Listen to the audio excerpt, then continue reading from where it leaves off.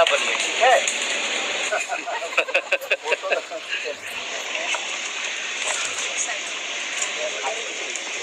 जी नमस्कार दोस्तों, जी आप पे लोग ये वीडियो देख रहे हैं जो कि खेसारी लाल यादव अपने फिल्म मेहरबान को शूटिंग कर रहे थे। वह जगह एक स्कूल था, तो बच्चे लोग से मिलने के लिए खेसारी लाल यादव पहुंचे हैं। आप लोग देख सकते हैं कितने आनंद के साथ खेसारी लाल यादव बच्चे के साथ मस्ती किए हैं और कुछ सवालें फिर पूछे हैं और साथ में फोटो ले रहे हैं, जो कि आप देख सकते हैं। तो 2 दिन पहले से मेहरबान का शूटिंग जारी है, जो कि तस्वीरें कुछ आ रहा है।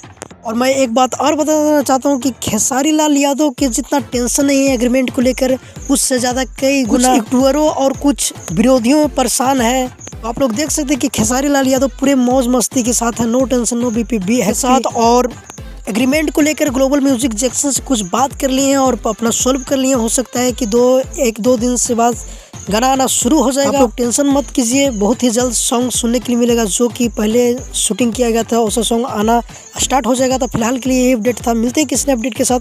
अगर हमारे चैनल पे आप नए हो तो हमारे चैनल की जरूर सब्सक्राइब कर लीजिए, क्योंकि भोजपुरी का हर अपडेट सबसे पहले हमारे चैनल पे आता है। जब तक के लिए जय हिंद जय भोजपुरी।